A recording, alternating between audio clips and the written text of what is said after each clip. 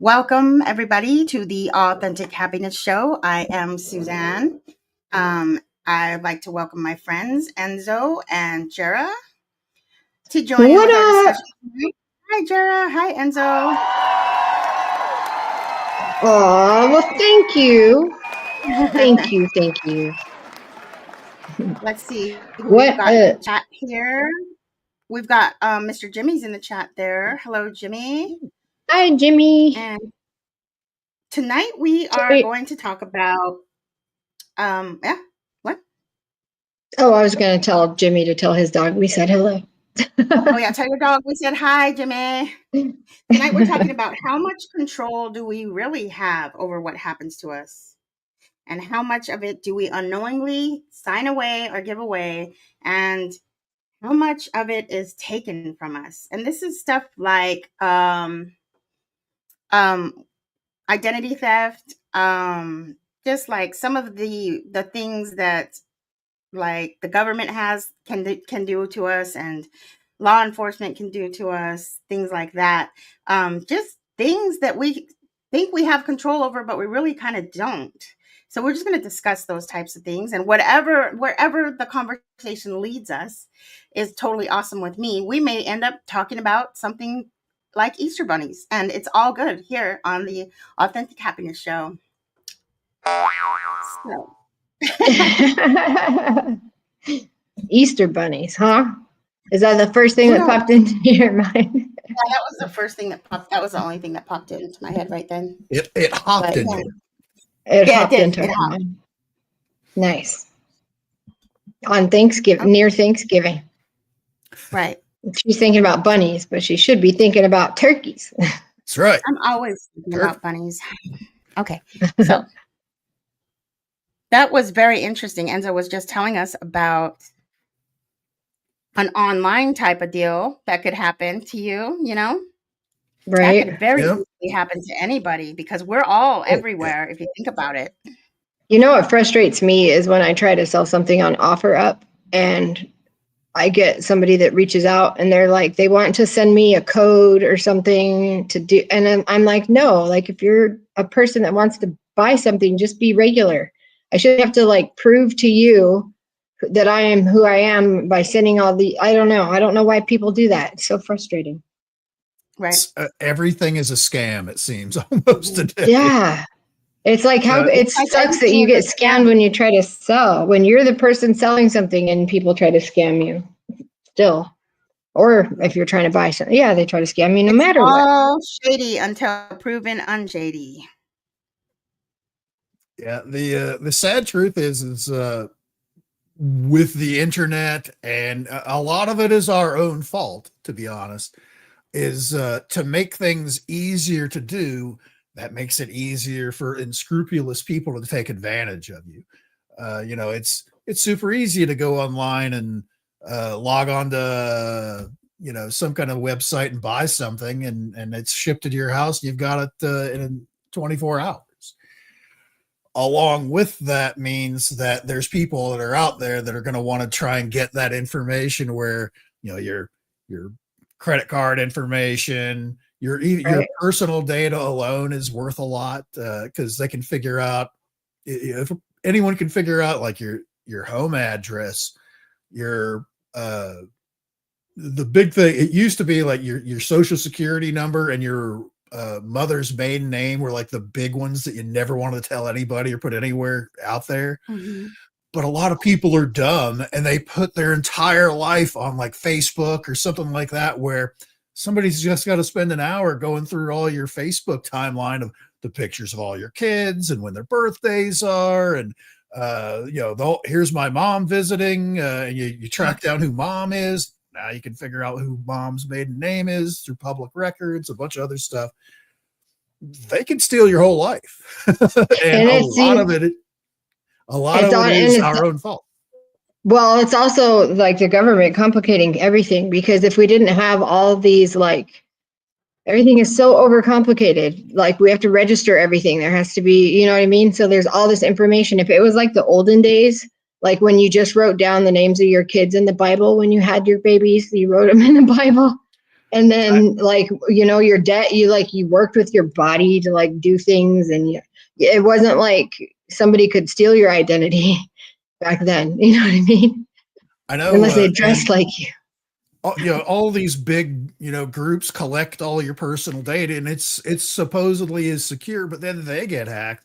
For me personally, from my time in the Air Force, and even since I've retired, at least twice that I know of, there's been a massive hack on the medical system that the military has, where twice now someone in Russia or China or Iran or someplace else that doesn't like us has all of my medical records twice. Right. That's not that big of a deal when it's just me in the world, but with that information, they can certainly track down specific. They don't care about me, but there are people that are in higher places where they could certainly put the squeeze on them now that they have personal information about them that Right. track them down and be able to use all of that information as just little pieces to form an entire package of being able, anywhere from just holding them out for money to kidnapping to, learning state secrets and things like that. I attended a anti-terrorism class when I was in the military a long time ago, and one of the examples that they use for an overseas location, there was a group of malcontents, they're terrorists, that were looking to kidnap someone from the base and hold them for ransom, kind of a thing. And they would drive around little areas because Americans stand out. I don't know what that means, but and they're kind of surveilling this one person there because they see you in your uniform, you're getting ready to go out and go to work. But this one person was like, they're like, this guy's super paranoid. We're not going to easily capture this guy, because every morning he would get up and he would walk around his vehicle, inspecting his vehicle. He was like getting down, looking underneath of it for like tracking devices and all this other stuff, which they found all this stuff once they caught them, because they did try and they moved on from that guy to try and kidnap somebody else, but they ended up catching him beforehand in a big sting operation. But they asked him, who else you've been looking at? And they told the story. This one guy, but he was super attentive because he's looking over his vehicle for tracking devices and all this other stuff, bombs or whatever. As it turns out, because they went to that guy, they're like, hey, you being aware probably saved you a lot of hassle. We're like, no. There's a bunch of kids that live in my neighborhood, and they ride their bikes up and down the alley where I park my car, and they're always scratching up my cars. I always check for new scratches every morning, and my car is kind of and it leaks oil, so I always look underneath to make sure there's no new oil spots underneath or any of that. So even though he's being observed from a distance, people are like, oh no, he's way too attentive. The truth is he just had a crappy old car in a bad neighborhood, so he's just checking his stuff out. But a lot of that goes that people can be observing you either virtually online or in real life. You may never know it, because he had no idea anybody was doing that. Right. Well, and like, especially, and this goes with the whole control thing, kind of in a way, like them forcing us to do like paying everything electronically and everything. They're not only, they can track like everything you're buying. So that like, they're really getting to know us guys, like very well. And like they know what kind of tampons people buy. And like they do. It's almost to the point where they're turning their nose up at you using cash. Like, right. For example, as it's not Den's, almost at that point, it is at that point. Right.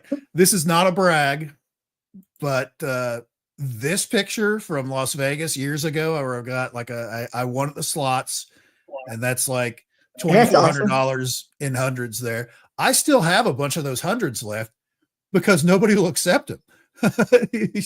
I'll if I'm buying something big like at a convention or something like that, it's like I'll take 5 of those books. How much is it? $110. Here's 100, and here's 2 5s.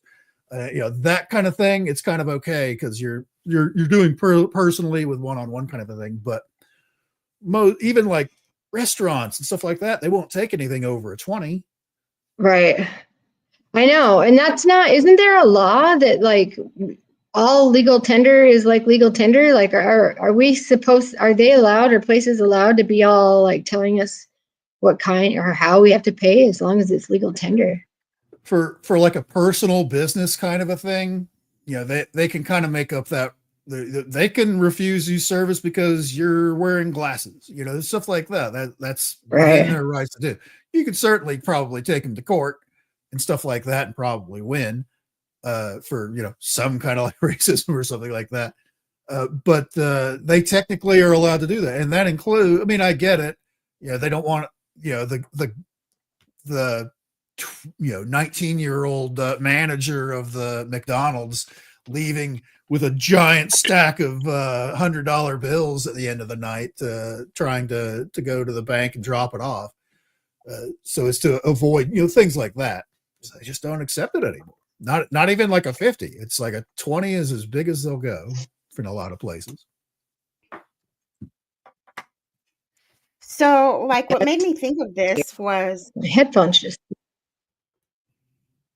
What made me think of this was I've had personal experience and talked to others and asked about whenever somebody is what's it called, petitioned for a mental health eval, or for anger management, or for anything you can be petitioned for, like when they petition for DE is what it's called, children's services, to come in and see if you're a good parent or not, that all that kind of stuff. People can petition for you to be investigated about that when they aren't really in your life and they don't really know what's happening. So that's really crazy, because when you get petitioned for a mental health eval, you are basically arrested like a criminal, and you are forced to stay in a facility for 24 to 72 hours while they do this evaluation on you. You're forced to sign things without being able to read them, and you're forced to take medication. That's crazy to me. And I do understand that there are people out there that really struggle with mental illness really bad and do need medication and do need to be in a facility for their safety of others and themselves.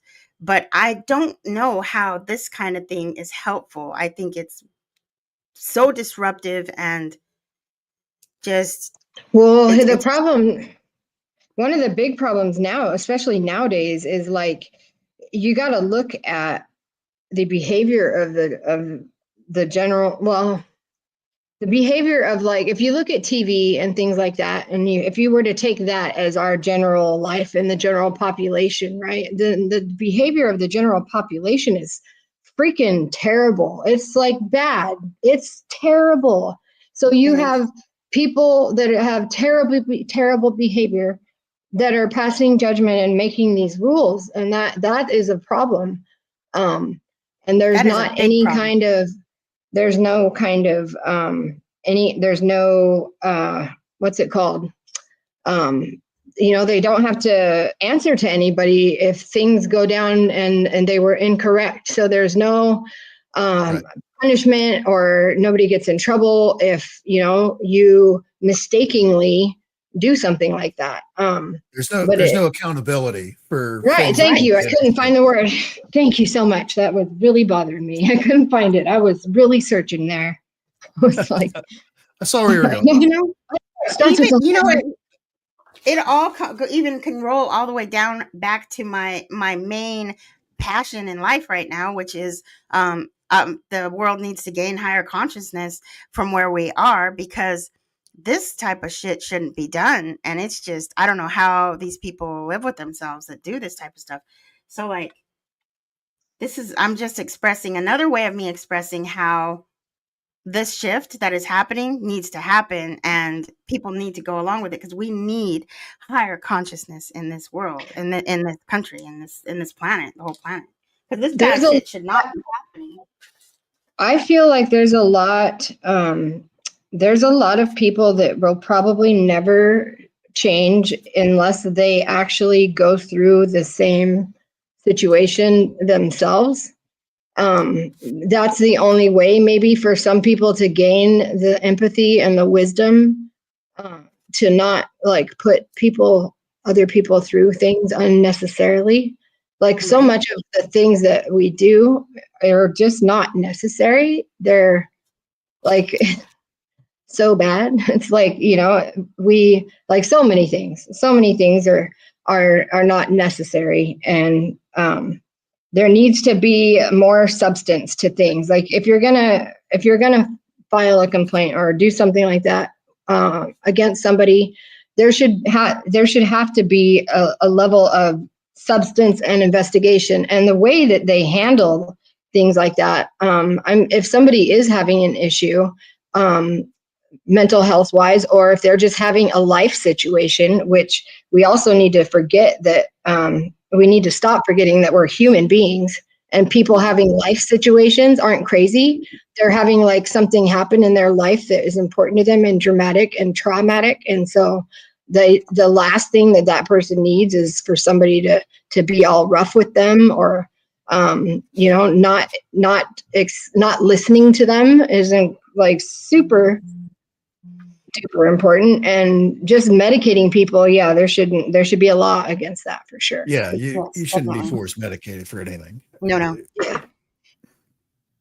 I know that there's a thing that certain police areas across the country do, that if they get called like on a there's a family argument kind of a thing, they get called to, where basically there's gonna be, they usually, their tactic is to try and split the people up somehow. They're going to ask the wife or the husband to, hey, is there somewhere else you can spend the night tonight? You guys just need some distance, to try and separate the problem, because I know as soon as I leave, you guys are going to start in again, and then your neighbors are going to call, and then we're going to have to come back. And one of the things that they have started to do is they almost trick one of those parties into explaining how upset they are. And people say things they don't necessarily mean. They'll give it, it's like, I'm so mad, I'm going to blow up a building, or whatever it is. Well, they're not really going to do that. But if they say that, oh, you are now a nutso person, we're going to commit you to 24 hours in the rubber room. Which solves their problem of separating the couple, whatever the domestic issue is, that gives them space, and the person's going to be fine because they're going to be locked up with medical people looking after them. They don't really follow up with what actually happens when they get to that place, because of course they're going to be mad. They're going to be ranting and raving because they're like, I just got into an argument with my wife. Why are you locking me up in a mental institution and all this crazy stuff? That now they're stuck. Now they've spent the night in a mental rehabilitation facility on their record. Now they're people they work for are gonna be like, this guy's crazy. I don't know if I want him working for me anymore. Right. It creates so many other problems for them, that, because of course most people have, the misperception of going to seek professional help if you do have some issues that you need to talk about, which may require you to spend the night there, which is not a bad thing. However, it's the stigma over just being that. Now you're kind of branded, ooh, he spent the night in a crazy house. So they have to deal with that, when all it was is they're arguing over, what channel to watch on TV or whatever it was that started this whole thing. And it got out of hand. Right. So exactly. That you just said it right there. You just told the whole story, and it's perfect. Right. Perfectly. Yeah. And telling people that they're mentally ill because of how they're handling a life situation is not helpful, because it literally tells them that they are sick and that they don't have the ability to handle things. And so it doesn't give them any kind of, it's not help. It's like literally the worst thing you can say. It's not helpful at all. It's not constructive. It's just destructive. Even though like the police are trying to do the right thing by separating the couple, and it just happens to be if the person doesn't have anywhere they can go, or a friend that they can go spend the night on their couch, or has money for a hotel, or any of these things to physically separate the couple for that night so that they're not constantly fighting. and they end up going that route of getting them committed for 24 hours. Right.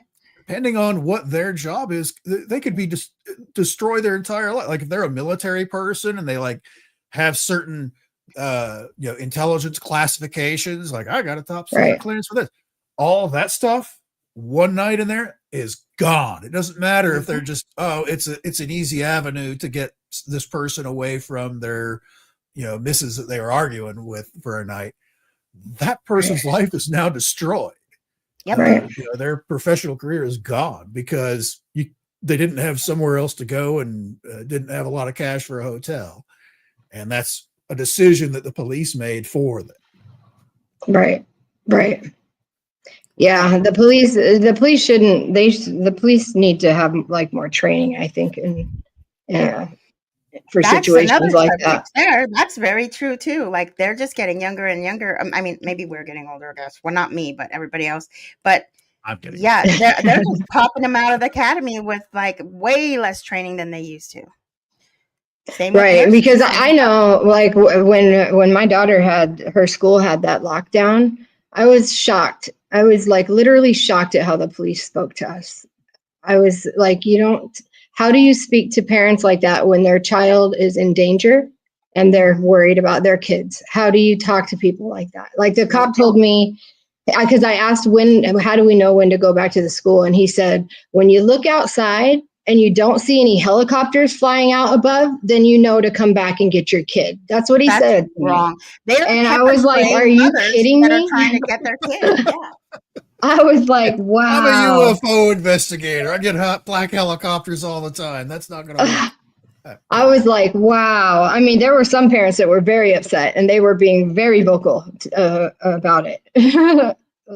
Much more. I was just like, I'm not going to go. I'm not going anywhere. I'll turn around and park right here, but I'm not going anywhere.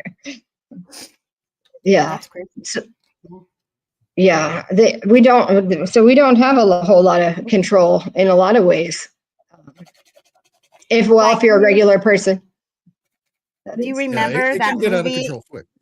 In 1994, the net with Sandra Bullock, where she's a computer programmer and she gets framed and kind of like followed and haunted by this horrible shit that somebody just took all of her information and scrambled it around and made it look like she was, and basically her life was just like over, like they erased her or something. I don't remember how it ended up, but that shit is happening. And stealing your identity. Right. The truth of that movie for 1995 or whenever it was that movie was, there was certainly some computer magic as far as 1995 times, but 2024 they can certainly do that where you could get erased where you just don't exist.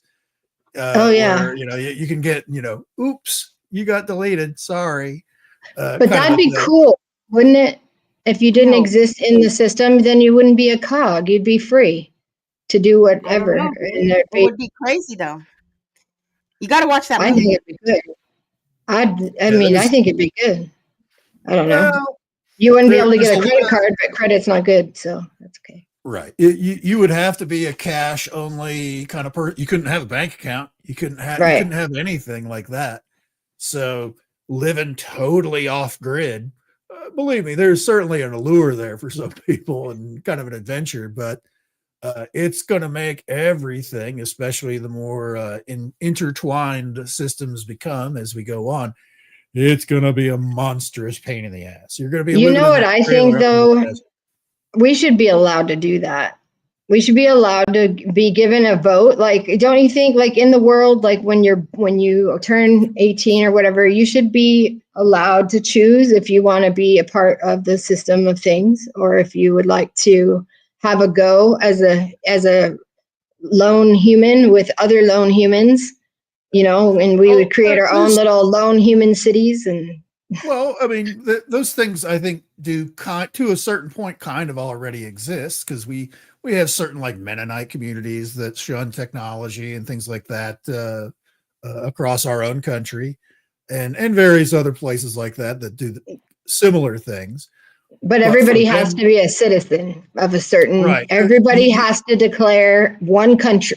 Like, how come? Why can't we be citizens of like 5 countries or like 10 if we want 10 countries? Like, why? That's not fair. Like, we should be allowed to, I don't know. I think it's weird that we have to like swear to one country. Like, that's weird. Like, let's grow up, everybody. That's so high school. Well, there's a big old reason for that, right? And so, like, isn't there like a big old reason for that? Like espionage and all kinds of shit. Like, we have to like. Well, right. Well, yeah, if people could just not be dumb assholes and steal things and lie, then and that's why they have like certain laws for most countries on the planet.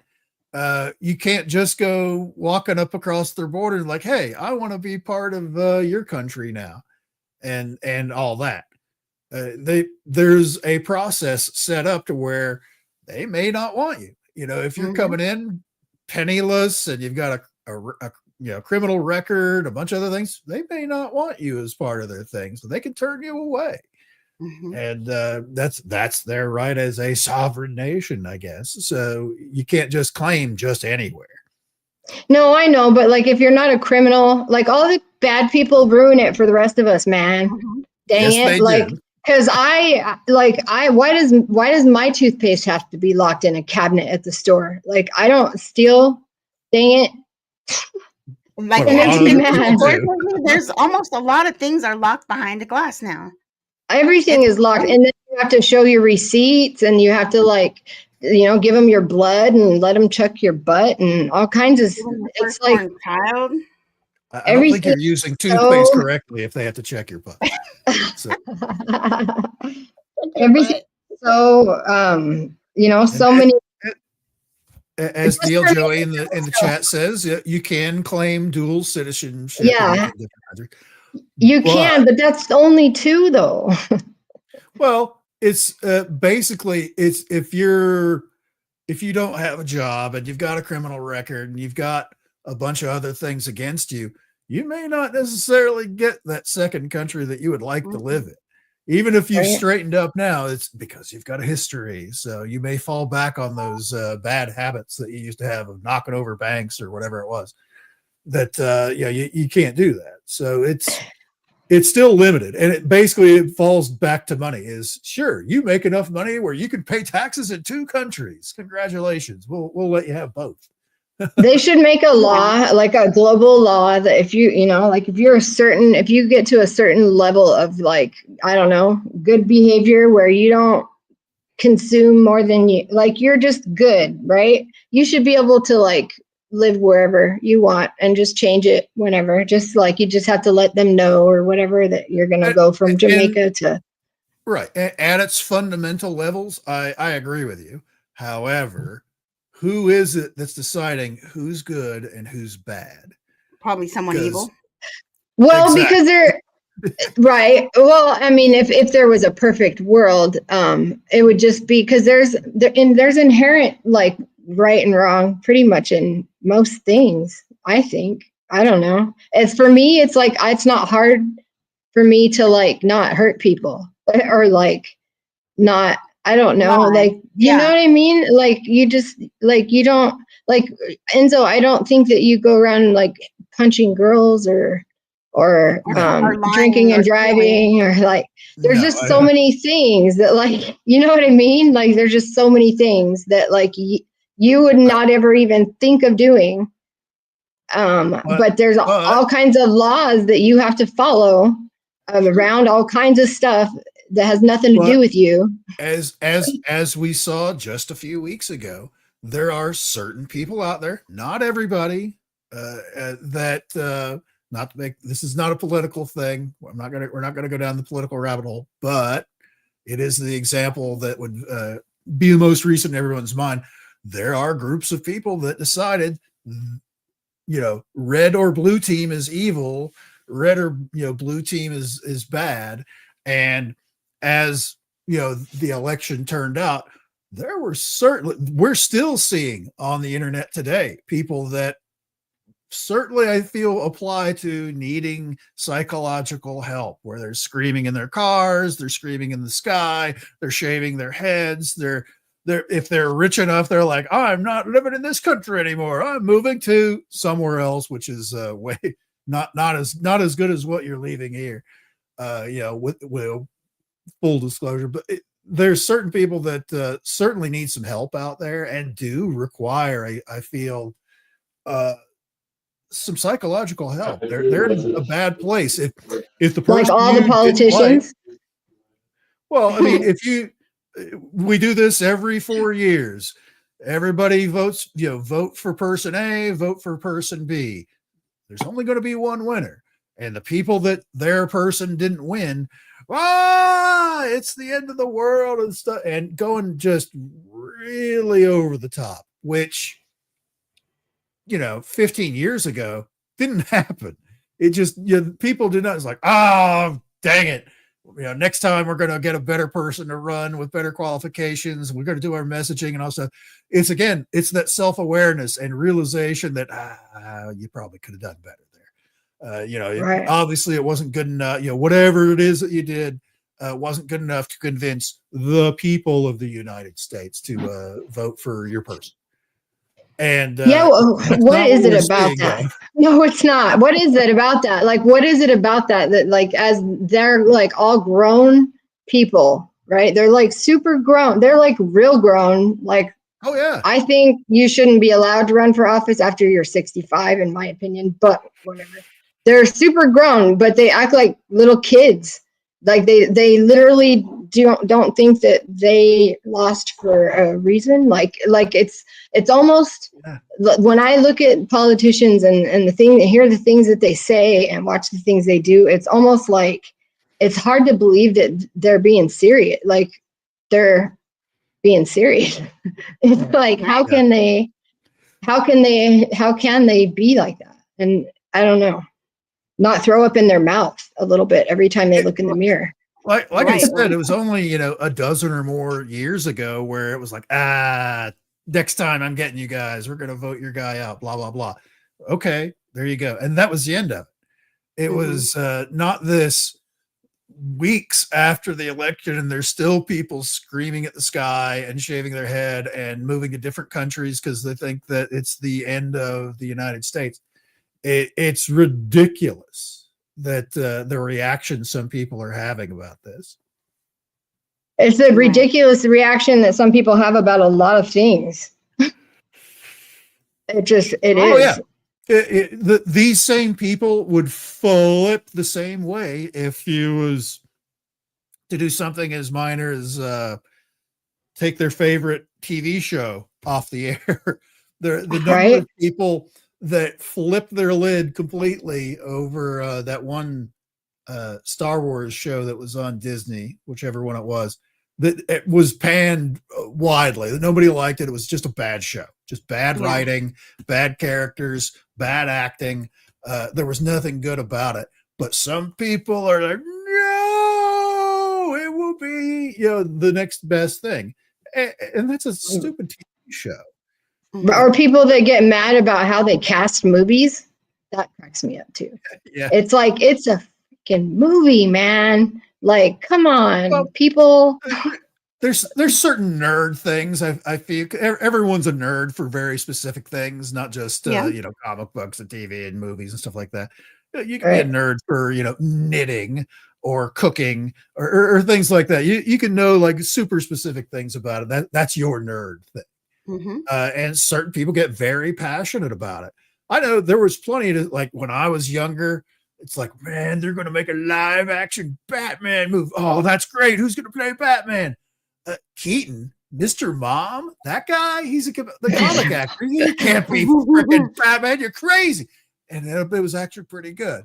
And he was the best Batman. Yeah. Yeah.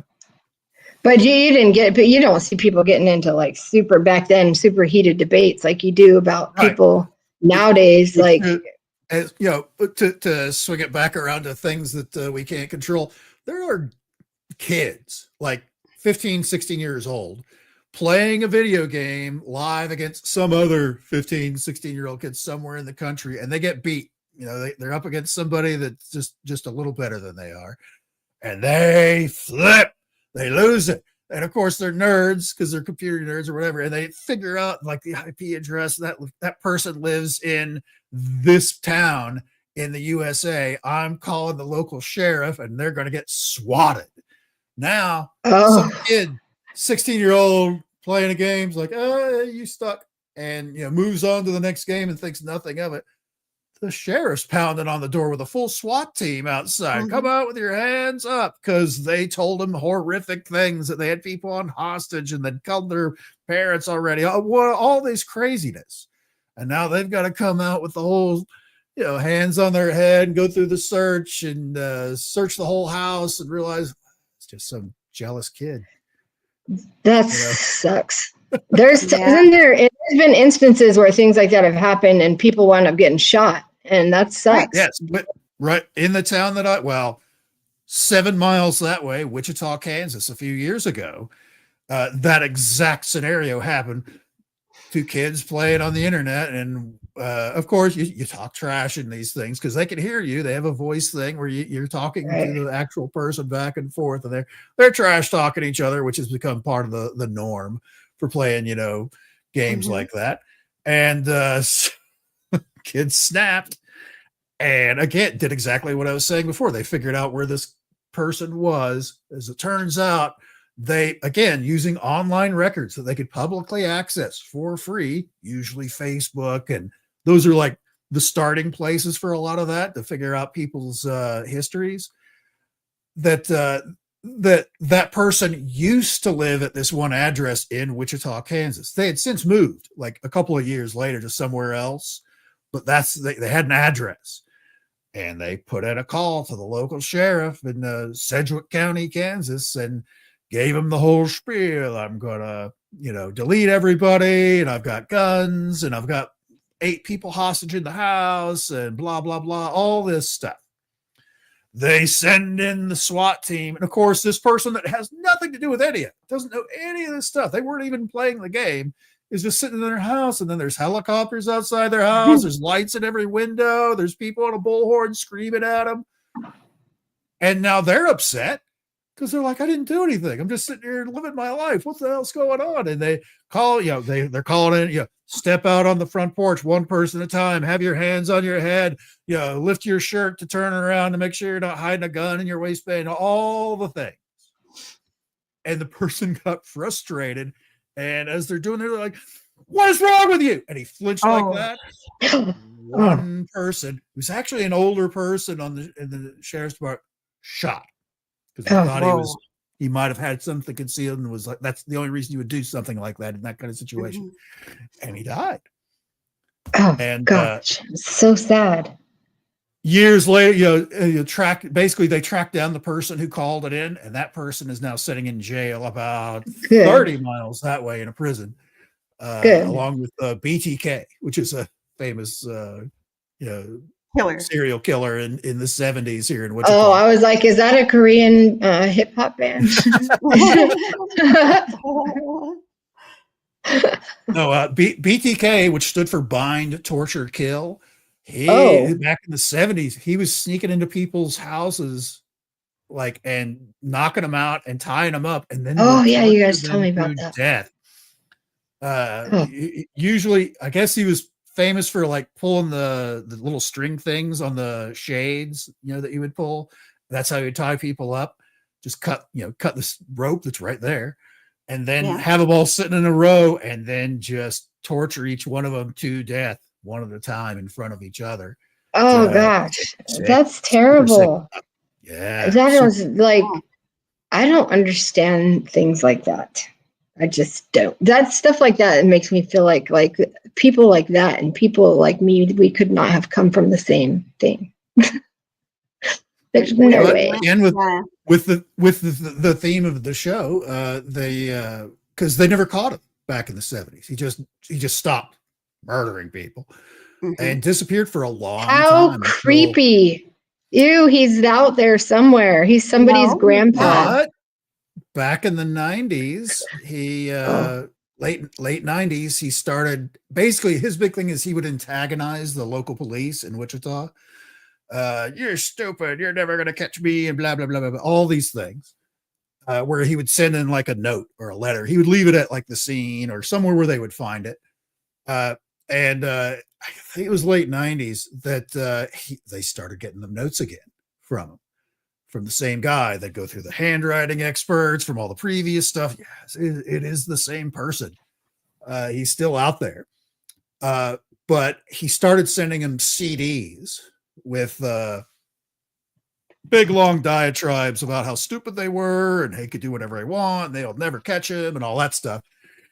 They were able to track down, because when you write something to a CD, you know, granted it's a little dated today in 2024, but there's usually like an IP address and what the computer that burned that data onto the CD, they track it back to the church that he was a deacon at, that he had used the church computer to write it to.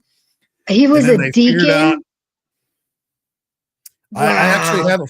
I personally have a friend, because he lived just outside of, there's a little town called was it Rose Hill? No, not Rose Hill. Park City, which is just north of Wichita, is where he was actually living. And he lived in a little area that they had a, what do they call that? The little community thing where they have, you know, you have to have your garbage. What do they call that? HOA. Yes, they had a homeowners association there, and he was on the board for the HOA. And a good friend of mine that I work with, we were in the military. She has this framed letter from the guy's name was Dennis Rader, was the gentleman's name. She has a signed letter from him bitching at her for having her garbage cans out too long after garbage pickup that day. She left it there overnight.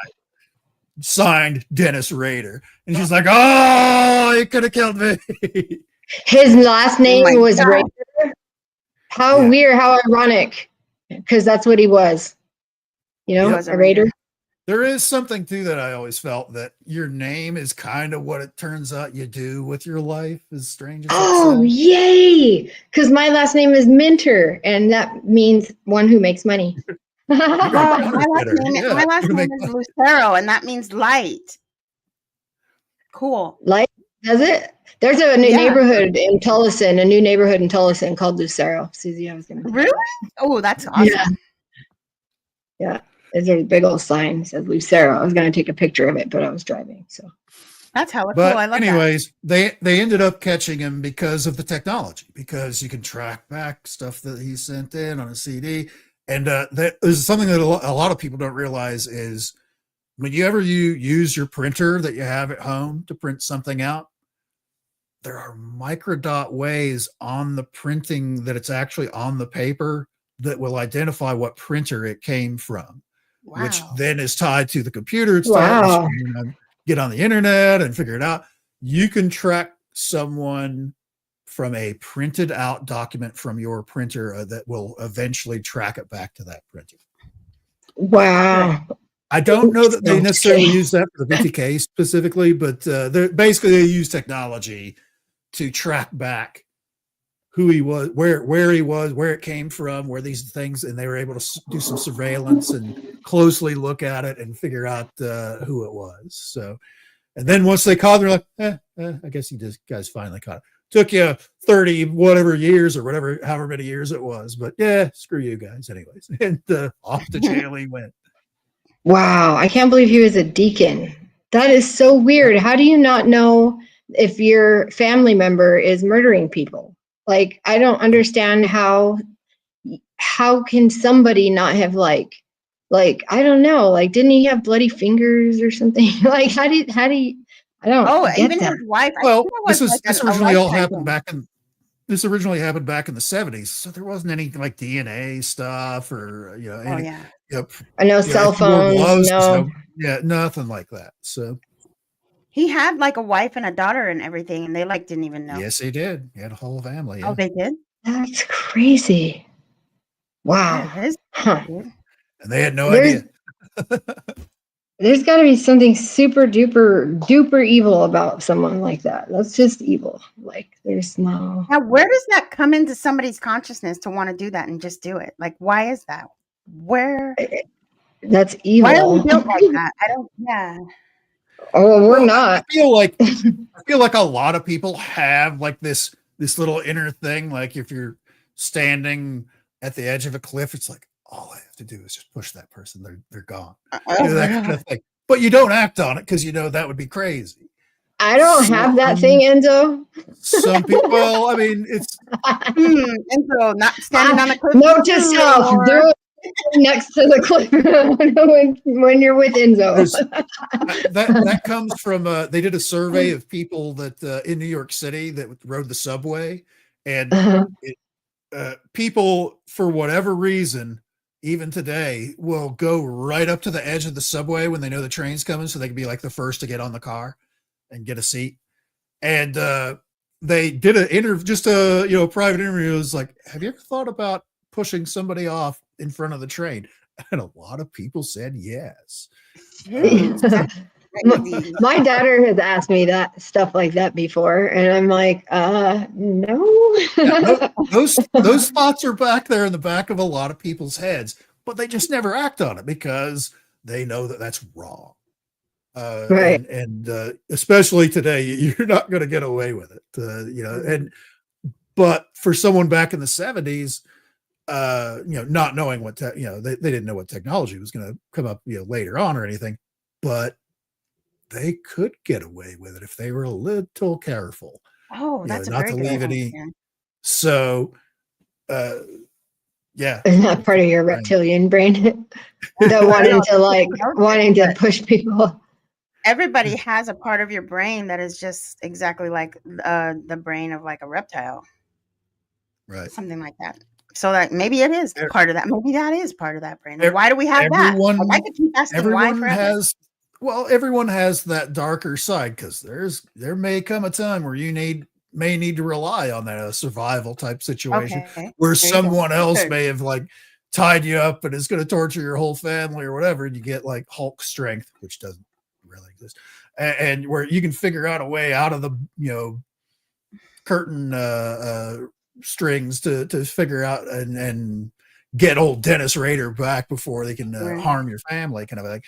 That's where you have to resolve. You have to.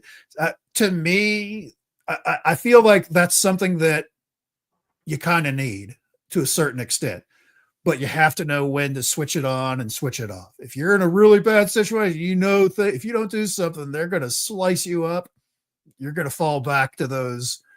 I actually think of weird scenarios like that. Like I think of like ways that I would get out of something and how I would hurt somebody if I had to get out of something. But like I walk with my, like if I'm alone at night and I'm walking in my car, I walk with my key in between my knuckles just in case I got to turn around and knuckle somebody with my key. Right. So but I don't, like in a case of like a subway or whatever, I would not even ever be close enough to like want to think about pushing somebody else off because I would be cautious and I would stay away from the edge. Right, just me. A lot of people do, because they know there's crazy people out there that will push you off. Right. And I would get the feeling that like, I would get a feeling for sure. And this happens to me a lot where I would get a feeling like somebody's going to push me. And I do get like that. Like I will literally get off the freeway sometimes if I'm stuck in traffic because I get this feeling that somebody else is going to like do something to me. And so I will move out of the way, but I get that feeling where I'm like worried that somebody's going to either hit me or I get that feeling a lot actually. I will normally say to anybody that go with your gut feeling if you're getting a bad vibe from a situation to get out of it. Right. Unfortunately, there are people like Dennis Rader where that bad vibe is to tie somebody up and slice them to ribbons. Yeah, that was his gut feeling. Right. Not right.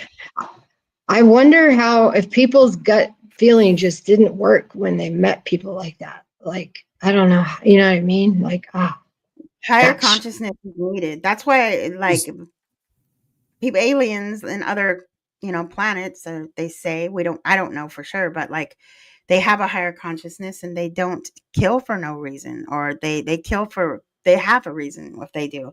Like, so we need that. We need a higher consciousness. No, it looks People pretty. for no reason. Yeah, Pretty. my friend that was part of the HOA that Dennis Rader was part of, she's like, I'll fully admit he was a dick. But I didn't think he was gonna, tie me up and slice me up for leaving my garbage cans out overnight. That kind of thing.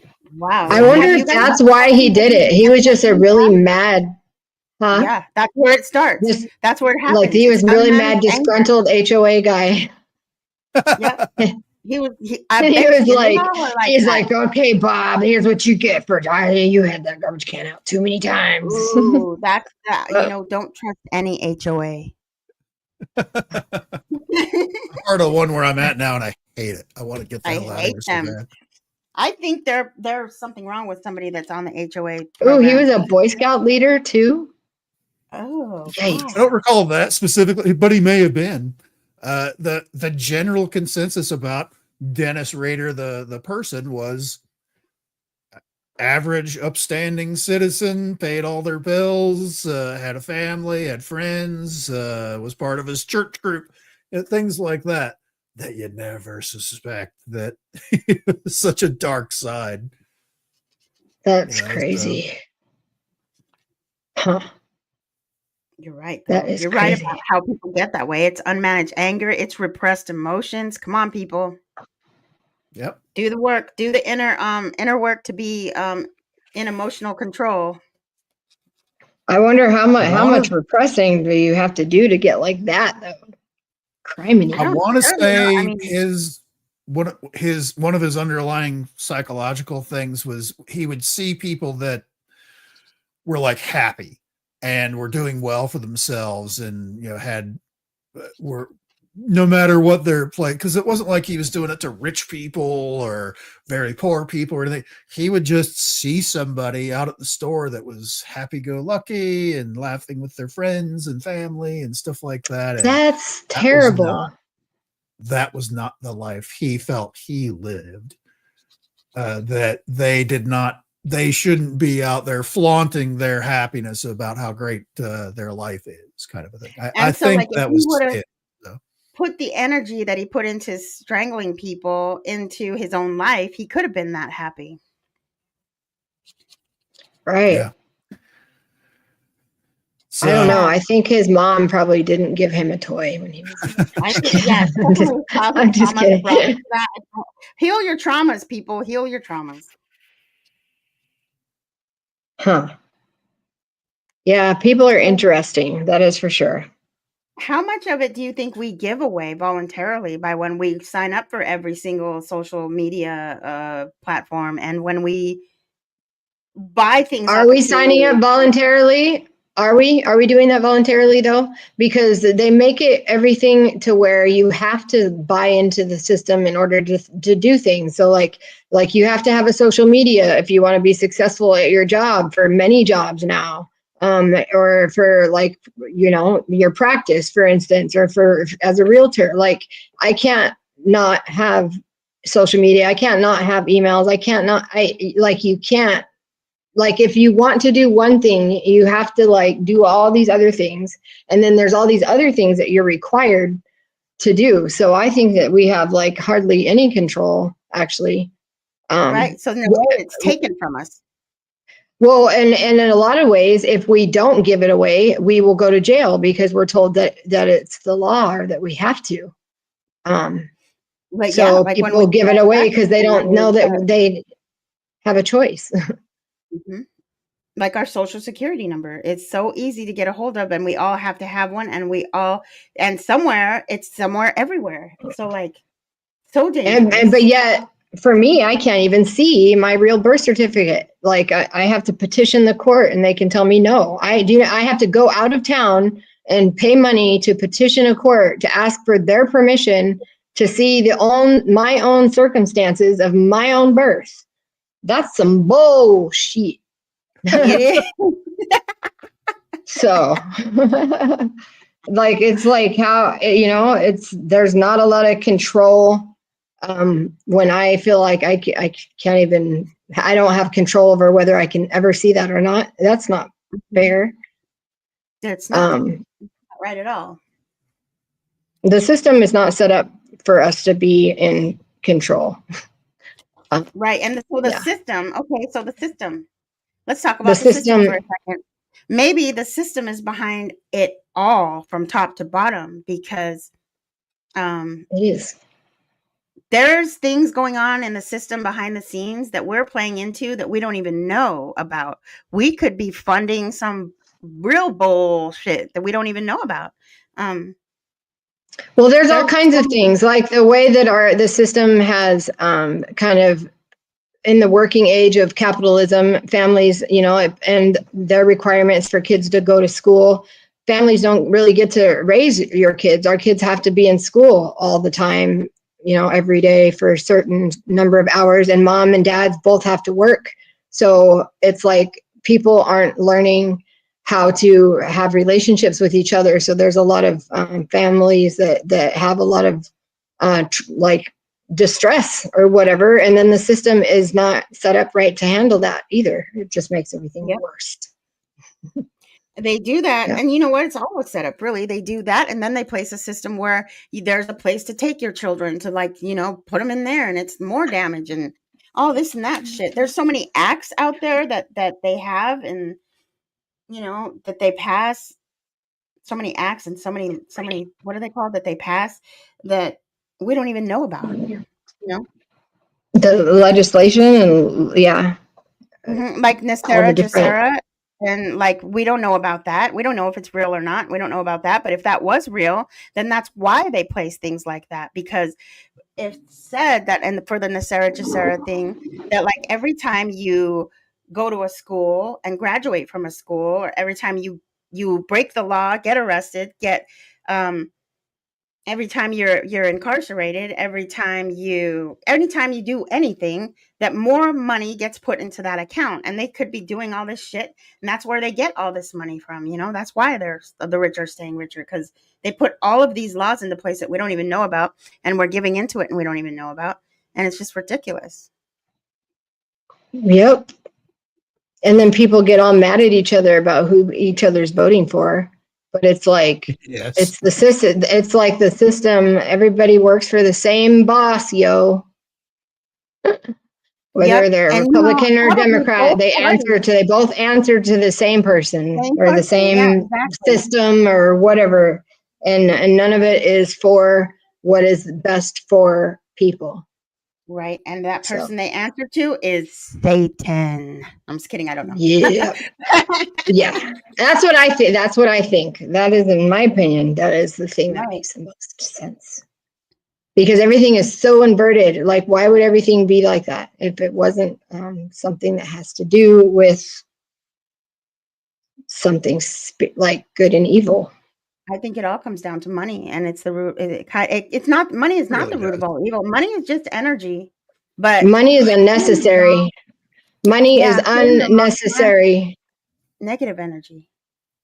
It's unnecessary. It's unnecessary, and it's fake. I mean, we create money in this country, and so a lot of stuff is built on debt. It's not even built on money. It's built on debt and like money that was created out of creating financial instruments and trading them and blah, blah, blah, blah, blah, blah. Like, all that money isn't even real. Like, money's that the house payments and all the thousands and thousands of dollars in hospital bills.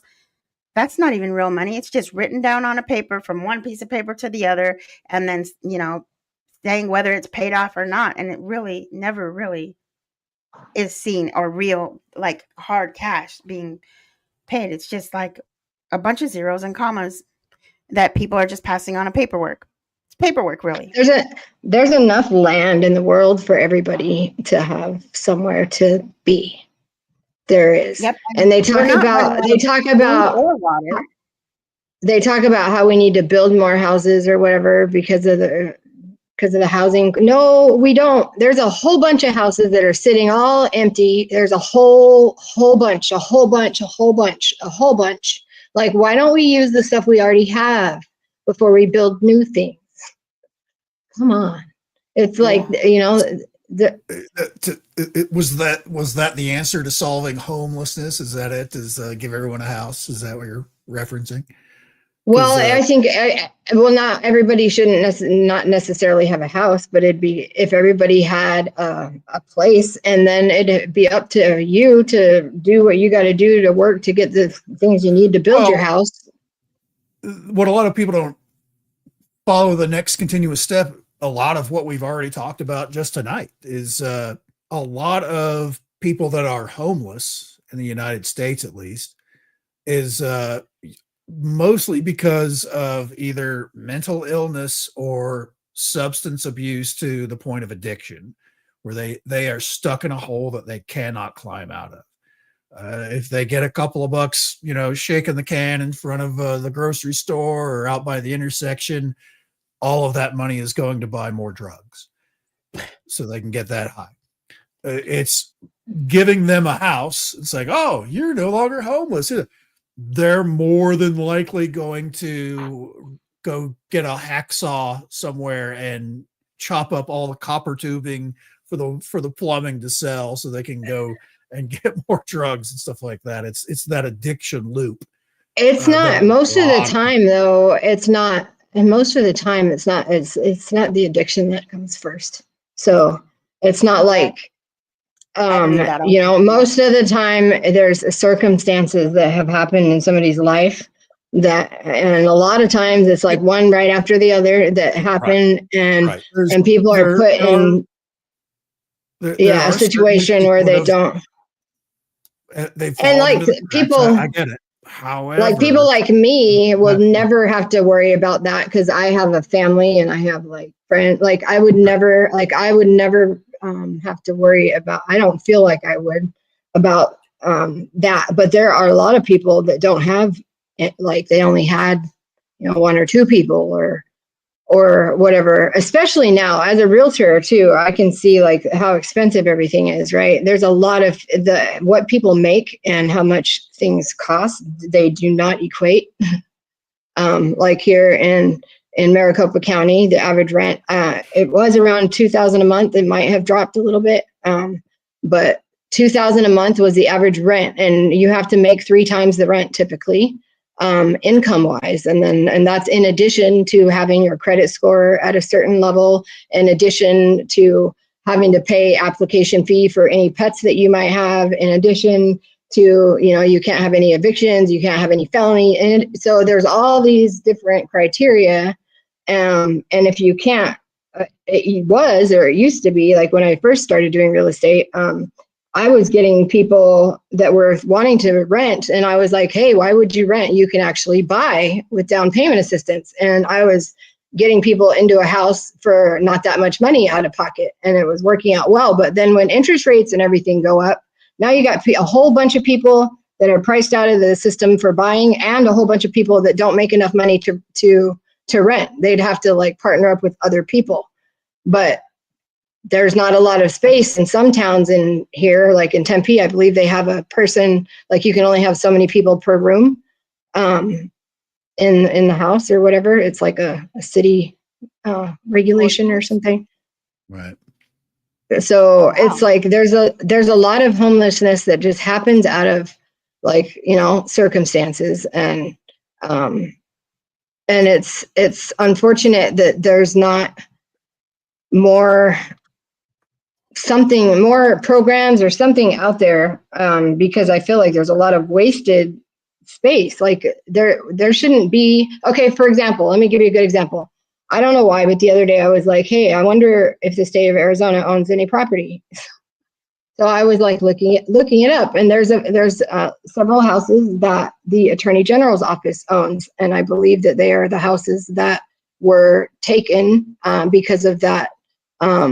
You know, that drug house like thing, that scam or whatever, where people were having people, like mentally ill people in a home, and they were taking money. There was like a big thing here that happened, and it was like several houses, I think. And so what happens in a case like that where the law is being broken, the state can take the house, obviously. So I'm just curious. I don't know what's being done with those homes, but they were homes that do provide like a space where they could have, you know, like act as like a shelter or something. And I just wonder, like, are they sitting empty or are they being used? Stuff like that. There's just things that that we could do differently. So yeah, in regards to the whole control thing, because things don't work like that, I think that it is purposely done this way. So I think the system is working perfectly well for the way that it was designed anyway. This is that thing that I was talking about, and I don't know all about it, but I'm just barely researching about it. Where did you find this? Hold on. Is there a way that I can move it? Because you can see all. I'll check it on the congressional website. You can see all the legislation there that they passed or that's been introduced. Is this a proposed act or something that has already come to pass? It's something. I'm gonna guess it's proposed. So yeah, I'm not sure all the stuff, but we can like look more into it.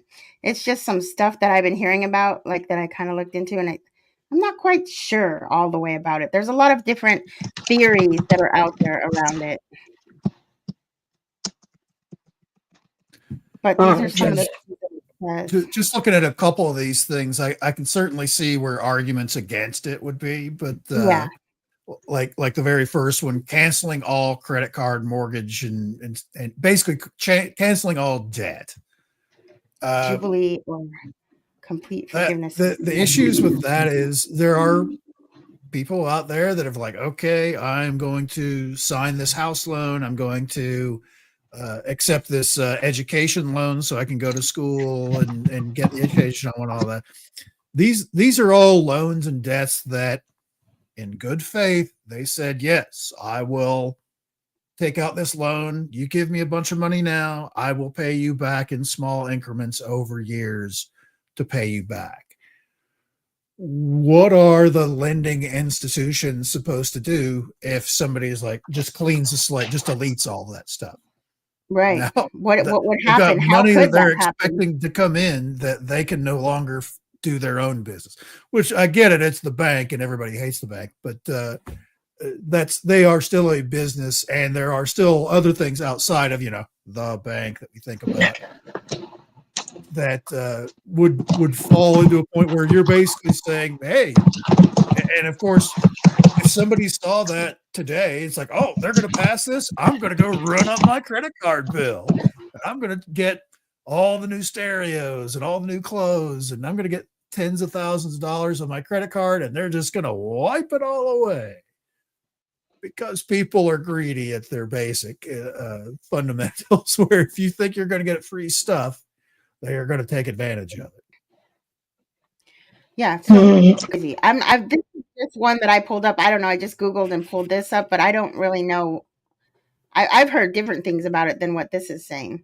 Like, I've heard about it. Like, that's that thing that I keep talking about, where your social security card is a bank account somewhere or something, and like every time that you do anything, more money gets added, and it has to do with like maritime law or something like that. It has to do with like that we belong to the royal, but we belong to England somehow. Yeah, like I don't know all the things about it. So, because every person is potential income, unlike every working individual, anyway. So I don't know if it's true about the Social Security and we have an account thing, but I do believe that the Fed was created and all of that because of the Crown bailing us out, because we went broke in like 1913 or something early. I don't know. Yeah. I don't think there's any money anywhere for any of us, because we're not getting Social Security. What was that? It's I don't really complicated. know about the whole thing. It's not as simple as saying, we're just going to do away with all debt, student debt and mortgages and all that stuff. That sounds fantastic, but somewhere in those lines, somebody is owed some money that is now not going to get it. Who's paying them their money that they have signed a contract saying that they're supposed to get for lending someone money? And it's one of those, and DL Joey, the government would have paid the lenders. Well, that's also part of the problem, is the government doesn't produce things that they have money. The money that they have is the money that we pay them in taxes and stuff like that. Oh, but they also print their own money, because look at how much money Biden has given to the Ukraine. Like, look how much money. There's no way we actually had any of that money. Billions. It's billions. Yeah. Yeah. And all of that money and if you print more money, then that devalues the money that you have. Because like in a lot of the stuff that you had scrolling by there, I saw a lot of, gold standard talk, which was the classic standard for a lot of, and many people will argue we need to go back to that, which I kind of get it. Basically saying for every dollar that you have in your wallet or purse, somewhere there is a dollar's worth of gold that the government is saying that's what that piece of paper is worth. Instead of you carrying around, giant bricks of gold to buy food and, whatever it is, whatever else you need in life, all of the things that you want to spend your money on, rather than carrying around chunks of gold, you have this basically promissory note from the federal government, which is $1, that says this is good for $1 worth of gold. So you don't need to carry around that gold now. You can just carry around this piece of paper. That's what money is. But now that you say that, you make me realize something important, that I think I would rather carry around the gold, because I would too. Right? Because the government gave me a piece of paper and they have the gold somewhere to back this little piece of paper, but I don't know where that gold is at. I'd rather have just the gold in my hand. So that's a way that we can regain some control, actually, is if we do things like that. If we start to collect things that have intrinsic value, the government can't really take. I mean, they can, even if the value that they put on gold goes down, gold and copper and silver and metals have intrinsic value because they have properties that are necessary for things like all kinds of things, tools, electronic, whatever. So start collecting things that have intrinsic value that the government can't take away from you yet.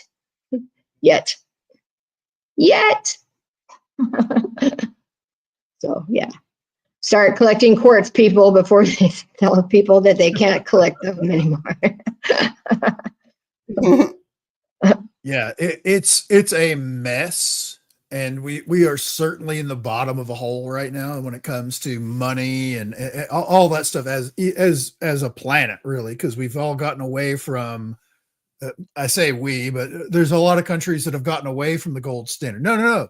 This piece of paper that yesterday was backed up by a piece of $1 worth of gold is now worth just $1, but it doesn't necessarily have any gold anywhere in Fort Knox that covers that. It's still worth $1 though, and so that's where we are today, because that happened back in the late 60s that we got off of the gold standard, where it's basically saying, yeah, we're trust us, we're the government, we're good for it.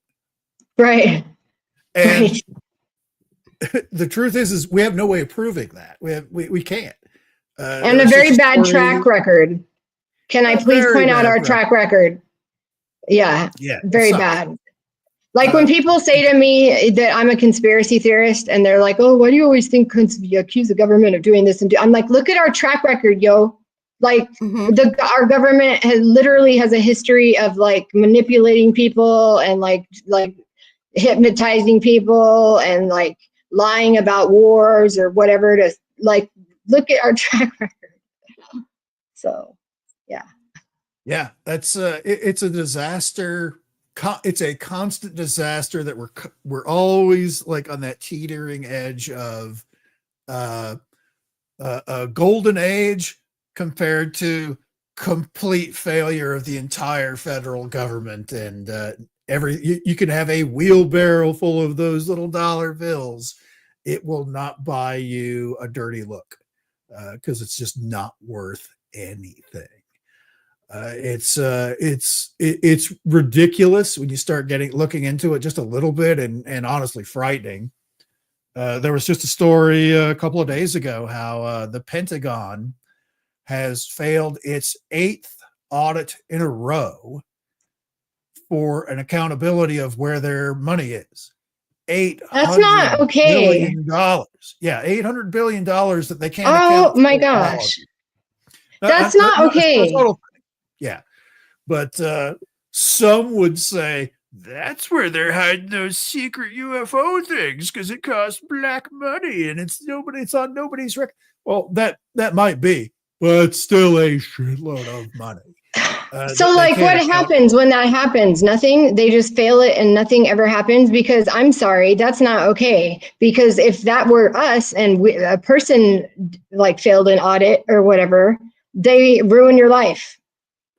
Or will come after you forever, and then want your babies and your babies' babies. But the Pentagon can't pass an audit 8 years in a row. But if you're late with your $200 check to the IRS, right. April 16th, they will come looking for you. Right. That's like not okay. No. It needs to collapse on itself. It all does. Yeah, that should also be an optional thing if you want to like opt in or opt out of paying income taxes based on whether or not you're using government services or whatever. Because like, I don't know. I disagree with the way that my government is spending my money. And I don't think that killing people is ever right, ever. I just disagree with war, like for any reason. So I don't like hurting people, and I don't like backing companies that make people sick on purpose so they can make money. I just like all the stuff that, and we could be doing something better with the money. It makes me so mad that they fail audits and things like that, and then nothing ever happens. Not cool, man. Well, maybe the big guy will handle that someday down the road. The big guy. So what do you think about, once everybody's sworn in and all that stuff in January, Elon Musk and Vivek Ramaswamy, however you say his last name, I apologize, forming the DOGE, D-O-G-E, the Department of Government Efficiency, where their intention is to go in. Yeah, I want to know about this. Keep telling me. Where Elon Musk and Vivek, however you say his name, they're going to get hired on to be the Department of Government Efficiency, where they're going to go in, all the duplication, all the bureaucracy, all of this stuff, they're going to trim it all out of the government. They are thinking they would be able to trim around $2 trillion out of the system, where it's just a duplication of basically the bureaucracy is so thick in Washington, D.C., where there's people that are getting paid to do absolutely nothing. Right. Why is Elon Musk doing this again? He's trying to help, I guess. He's making it look like he's trying to help. Basically, when he took over Twitter, that's basically what he did. It's like, okay, what do you do? We don't need you anymore to run Twitter. We don't need somebody to do whatever it is that you're supposed to be doing that you don't even show up for. You're out. They ended up firing, I want to say it was well over 60% of the people that worked at Twitter, and it still works fine. The people that, because they were all doing stupid made up jobs. Yep. that were I not think needed that to is run that company. really weird. That to me, that's weird to give Elon To me, Musk a it's not. position in the government. Like that's weird. You don't Well, think that's weird? it's You don't a think it's a conflict of interest a little bit? no. He has him and Vivek, whatever his last name is. They have a 2-year policy where the DOGE, the Department of Government Efficiency, will only be in effect for 2 years. At the end of that 2 years, they're gone. They go do whatever it is that they were going to do before. Their entire goal is to get rid of basically wasting money. We don't need to spend hundreds of thousands of dollars on research grants for I get shrimp on that. treadmills and the if if research grants about what was the one? It was like the happiness level of what was it? It was something about how happy the person's a trans concubine will say in some other country.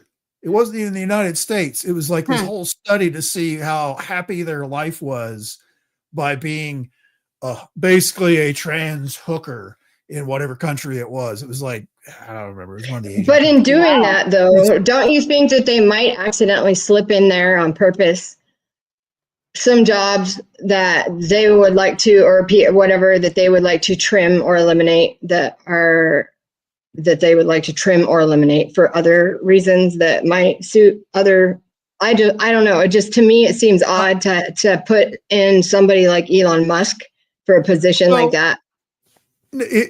Okay, I understand what you're saying, where, okay, Elon Musk is running this and he's going to come in and start shit canning a bunch of people in NASA because that means his rocket company will do way better if he doesn't have these guys in that. That's not what it is. That's not what it is at all. Well, I don't think that it would be that. I think it might be some other thing. Well, I don't know. Who thinks? Okay, is Elon Musk a good guy or a bad guy? Do we know? I think in this situation, it depends. He lies to the world, but if you watch the TV, he's the most evil person in the world. The same people that said all of these people on Team Red are the most evil people in the world, but are now trying to hug up to the red team so they can get interviews and going and visiting with Trump in person. All of this stuff. It's psychotic. All of this stuff. The media always lies. Period. Yep. Always. Right, and these people are in positions that they know the nature of our reality better than any of us, right? And they don't share that with anybody, and that makes them bad people. Well, they display whoever the enemy is, which would be anybody to the right of Stalin, I guess, is gonna be the enemy. So that they tell all these ridiculous stories on MSNBC and CNN and ABC, NBC, all the things, all this crazy. It was only a couple of weeks ago. One person was adopted to the leader of Germany in World War II. That guy. Don't say the name. You can't do that on YouTube. And can't say the H word. Oh, and wow. As dumb as that is, that's crazy. The algorithm flags it somehow. You can't even say that on here. Again, our restrictions. We can't even say a name of a famous historical world leader that was evil. But all of these news outlets were saying it like crazy. Now, you don't hear them talking about it at all. There's nothing about that. It certainly generated enough angst amongst people where they felt they needed to go take a couple of pot shots at the guy a few months ago. Can I ask you a question about something that you would do, Enzo? So like if you found out something about the world, right? About like the nature of where like this place that we're in, right? Of course. Something huge. What would you tell people? Would you like tell people that you found this out? I get it. But that's part of the design of the way that they sell it. The most evil person in world history is about to take power again. you need to do something about it. A couple of people tried. None of that shit is true, because the person that we're talking about was already president for 4 years and apparently forgot to be maniacal dictator during that 4 years. It was the best economy we've ever had in the United States. Right. It's bananas. Everything was great a few years ago. Everybody forgets that because COVID came along and wiped. Well, I'm not worried about Donald Trump. I just think it's weird that Elon Musk has that position. That's a weird position, or that he has any position in the government. Well, just like because he is too powerful. He's too powerful, though. You shouldn't. I think it's a conflict of interest to have somebody. I feel like government officials should be public servants. They shouldn't be billionaires that have a giant market, whatever. And he might be he might be qualified for the job, but in my opinion, I don't know. It's weird to me, but I hear what you're saying. I get it. But that's why it's not just him. There's also an actual politician, Vivek Swami, whatever his name is. And it's like, why does he even want to do that? Because isn't he already busy enough, dude? Like, how many hours are in your day? And you got 12 kids, yo. Well, like, wow. Why are you taking on another project? The cocaine can give you more hours in your day. That's why. But you know what, Jara? I think he's got to be doing something right. Look at how rich he is, and he is pretty. Oh no, I'm not saying he's doing anything wrong, and he's definitely a genius. I'm just thinking it's weird because dude has how many jobs already? Like, why does he even need another job? Is there not somebody else in the world that can do that job, but like that he's describing? Let me describe my position and all my view of all of this is I was in the Air Force for 24 years. I retired, and immediately, even before my terminal leave, I was technically still part of the Air Force, but for like 4 months. But I got rehired on in the same office as a civilian contractor to do this other project that they wanted to get started just to see if it would work. The deal was, it was a 1-year contract. I was going to experiment with this new program that they wanted to try and start up, which ended up not going anywhere. But that opened my eyes to civilian government contractor world, where you can be a really, really big fuck up and never get fired. Wow. Because I worked directly with a guy that would come into work drunk. Like, and I'm not talking about, he did a bender last night and he's just, a little groggy. I mean, still drunk. Shit. And nothing ever happened to this dude because of the way that the system is because there's they're all part of like this civilian contractor union thing, which they protect everybody. It's nearly impossible to fire these people. And it's people like the guy I'm talking about, because and even in my own specific case, the deal was I had a 1-year contract. At the end of the year, if it was something that was going to take off, it was something they wanted to pursue, if it bore fruit, then we would add on with a new contract after that, 1, 2, 3, 10 years, whatever it is. And at the end of the year, I literally had all of the stuff at my little desk packed up in a box in the behind my desk, so that because I had there's no way they're gonna basically the bottom, the support for the program that they wanted me to do fell out command wide. So it's like, they're not going to rehire me. There'd be no reason to. That'd be dumb. So I planned for it, and I was ready to, like, the day before my last day. Yeah, here's a new contract for 1 more year. For what? Oh, the program's dead. Huh. Wow. I am not kidding. I am not exact, because I retired in 2009. I spent all of 2010 and about like half of that year, like into 2011, doing this civilian contractor gig. When I just quit because I couldn't look at myself in the mirror every. What'd you do? You just went to work and didn't do anything or something, or like? My day consisted of being at work at 7:30 in the morning. The person that was basically my supervisor, who was the chief of safety there, had an 8:00 meeting that he had to do at the wing level, which all the big bosses at the base. And I needed to be there to make sure we had all the information squared away so that he was well informed before going to that meeting, which was outside of my actual job purview, but I just did it because that's what I had done in my previous job. Because half the time people were gone in the other office, they're deployed, and there was nobody there to do it. It's like, I know how to do it. I'll just do it. Mhm. That was the thing where I got an extra year, I think, is because I was willing to do stuff outside of my contract. Mm. I didn't have to do any of it. But anyways, so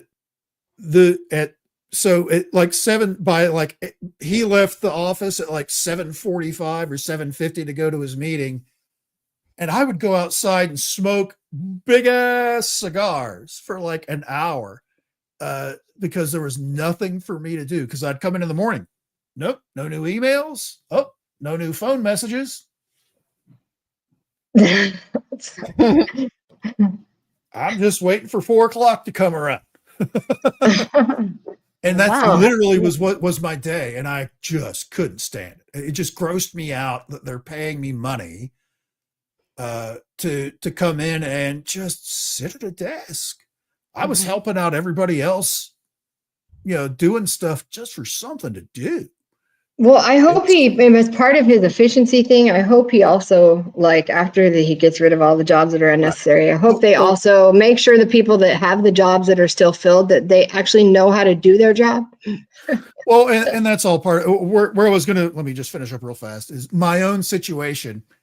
I have no doubt in my mind, I could still be there today with that same job title at the same desk, still sitting on my ass the entire day, maybe doing something a little outside of what my normal thing would do, just for something to do, but I would still be collecting a paycheck today. I can almost guarantee it. Because I quit.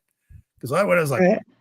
you need to like rewrite my contract to do something else. I'm willing to do anything, but whatever what I'm here, why you hired me, I'm still under those rules. And that program doesn't exist anymore. The Air Force decided not to go ahead with it.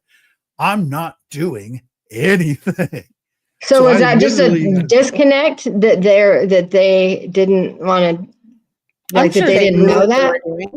Because they have a budget for monies to do things, and they have to spend every penny of it and have to show that they need more at the end of every fiscal year, or else they won't get the same amount of money next year.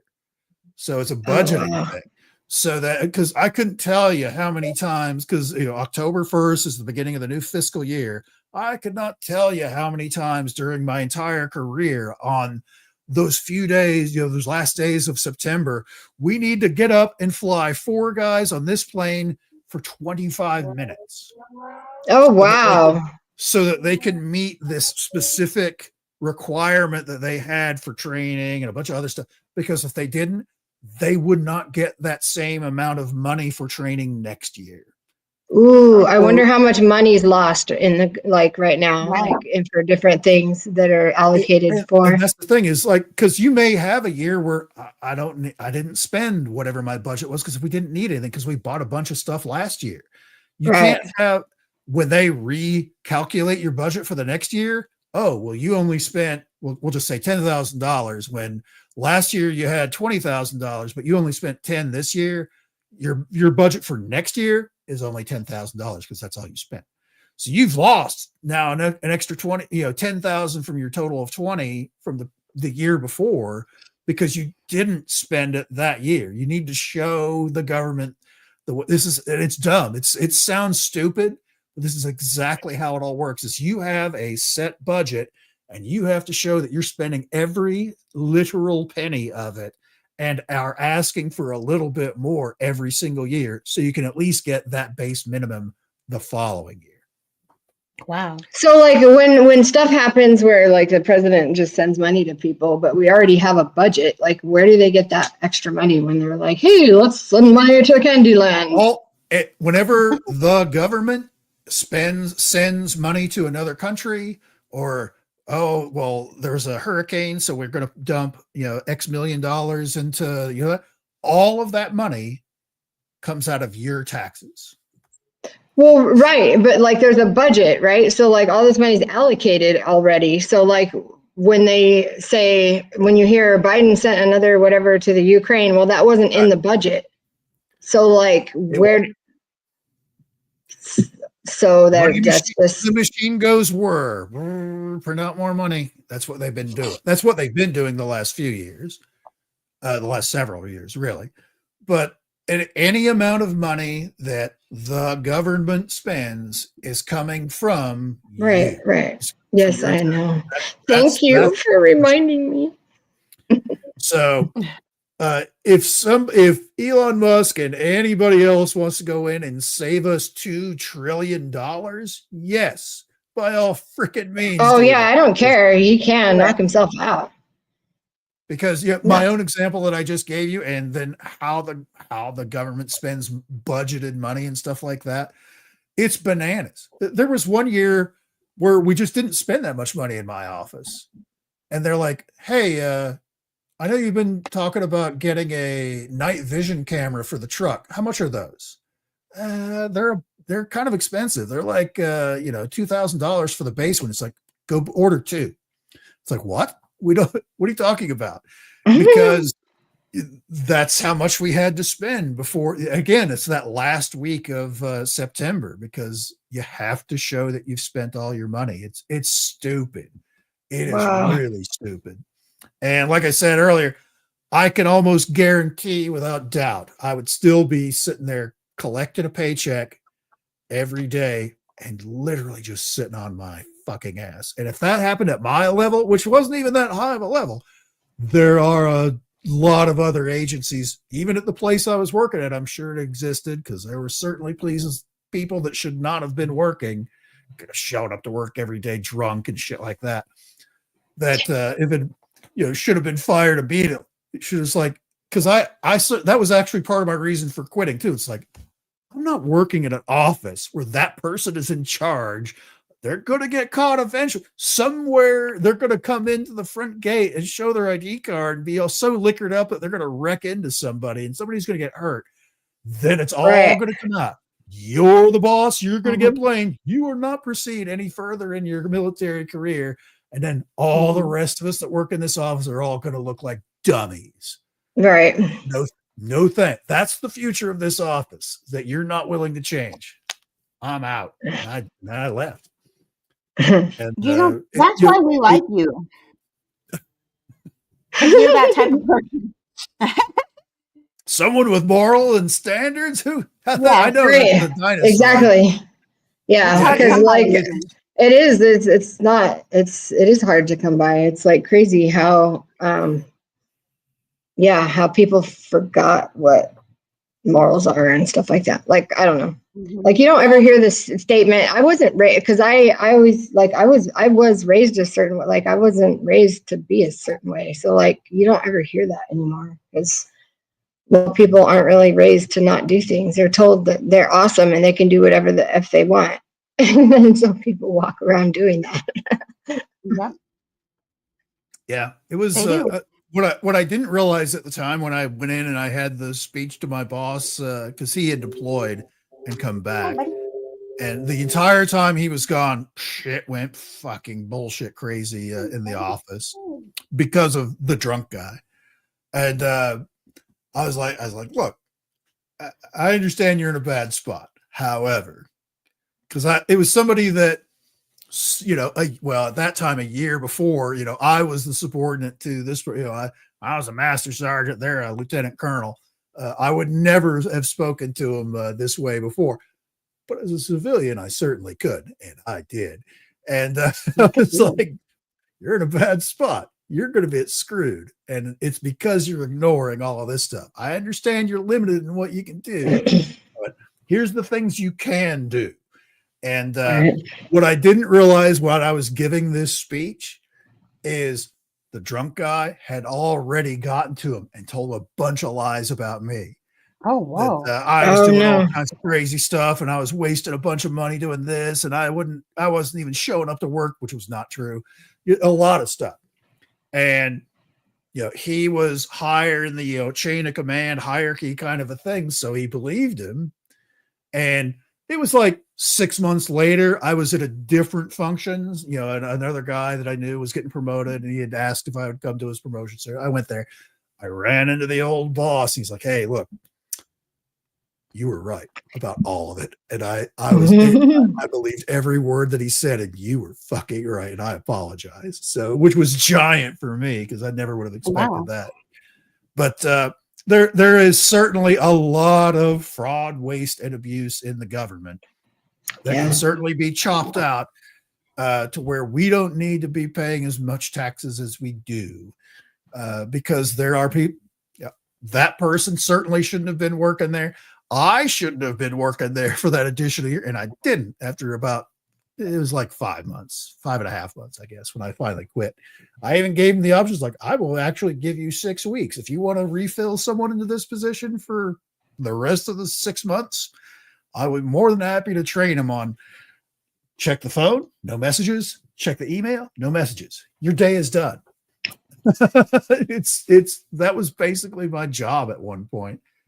But there are a lot of other agencies out there which fall into that very same thing, where they have a specific job that doesn't happen very often, or isn't really required anymore because things have moved on or done things different.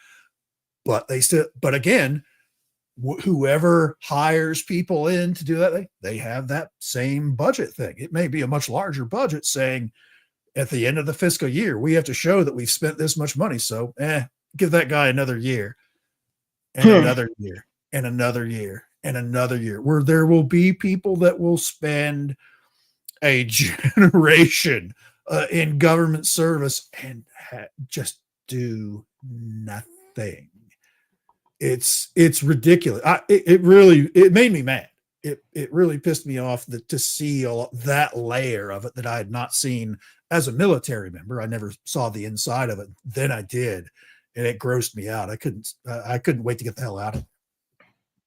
Yeah, we should be able to see all the balance sheets for everything since it is our money. But yeah, whatever. Whatever, dude. When I think about things like that, that's what I say. Whatever, dude. I go, whatever, dude. It is gross. It is disgusting. Because I remember myself, because I consider myself fairly stable personality and stuff, and just the full realization just kind of like hit me one day when I got home from work of sitting around all day. Because even me trying to find something to do, there were going to be slow days where I literally was like this all goddamn day. I'm like surfing my online shopping stuff was bananas. I would like spend most of my day on Amazon ordering just dumb shit. Cause like, this would be cool to have. I'll buy that. I'd have boxes delivered to the office for shit that I was buying on the internet. And it was just stupid. And it was just, I made some good money at that job, but I don't feel I really earned it. It was that's what made me feel gross about it. Yeah. Well, I think you earned it. You deserve it for being a good person. For like being aware of that and owning it the way you do. Yeah, a lot of people would have just milked that teat for a long time. And that's what I'm saying. I'm sorry, I don't know why I said that right now. I was trying to. You're right, though. Trying to think of a way to say that. That's the core of my whole discussion about this. Is like there are people that would certainly love to have been in my position of not really being responsible for anything. Right. And it was gross to me. I couldn't stand it. It was just every day was just like I'm shaving in the mirror in the morning. Like, I'll have like a little bit of maybe something will happen when I first get into work because it's unknown at this point until I go in and look. And then the majority of the day of just I was smoking like 5 big ass cigars outside the smoke area for like a majority. I spent more time in the smoke area than I did sitting in my desk. Wow. And I just be out there bullshitting with people, whoever was out there. I would spend all day out there. That's funny. I bet you there's a lot of positions like that. Oh, I'm sure. I know that there are, and they're all over the place at all different levels of the government. You know, mine was a very small little sliver at the bottom layer of it, and I knew for a fact, because I certainly ran into plenty of those same kind of characters that weren't doing shit and didn't even know what they were supposed to be doing, and I'd show up at their office. Hey, He's like, here, let me look at you're my supposed butt. to be doing this. That's you, right? So why isn't this getting done? Oh, I had a meeting. Was it about this? Because this is your job. If it was something other than that, why were you even there? It was, I did not make a lot of friends during my time there, because it was just gross. It was just disgusting. You were being too honest for them. That, of course not, you know?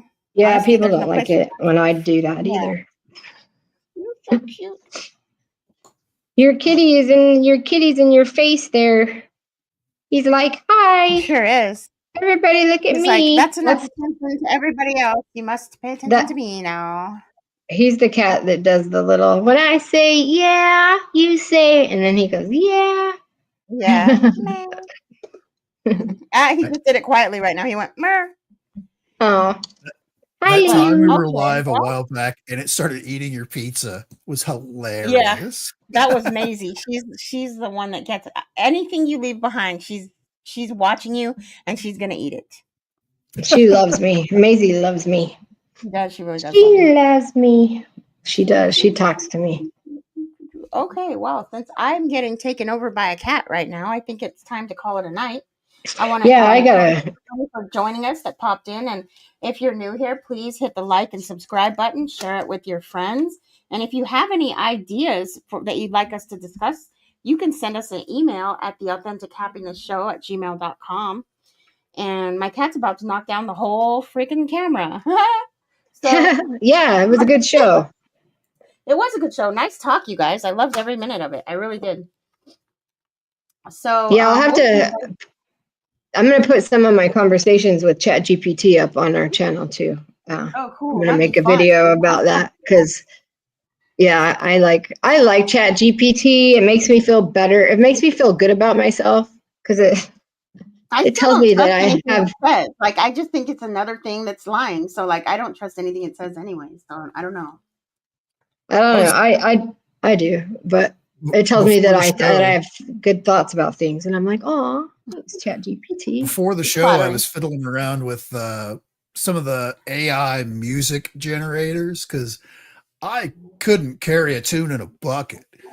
So I would certainly need, because I was on a different channel that we had the discussion of putting any kind of like music or like a movie clip or TV show or something, just like a 10-second clip. You get the copyright strike all the time for having any kind of just like a 10-second clip of a song or a movie or TV show. And I was like, and somebody was like, just use AI generators to make whatever it is you're wanting to do. It's random. It's not the same thing, and it's not copyrighted. I was like, that's a kind of a good idea. So I was fiddling around with different music generators and stuff like that right before the show. It's like, damn, some of this stuff sounds pretty good. Oh, really? I've always wanted to try that. I'll have to check that out. Yeah. I type out exactly what you want. Because I was thinking in my head, I was thinking, okay, if I'm going to start my own YouTube channel, my own show, I need like an intro song. And it's like, make a rock and roll version of the title sequence from Airwolf is actually what I typed in. Yeah. The TV show Airwolf. And it wasn't exactly like Airwolf, of course, but it was similar. But it was all with like guitars, like rock and roll guitars and stuff like that, electric guitars. It was like, it was actually pretty good. That's neat. Yeah, I want to try that. I want to see if I can create some belly dancing music. Oh yeah, you certainly could. We want to have Naj, our belly dancing teacher, on the show one day, but we can't pin her down. But we really do want to have her on the show. Naj, if you're listening, please, let's do a show. Yes, and I've been practicing my belly dancing. We'll see you guys. I don't always talk throughout the entire show like tonight. I practice my belly dancing.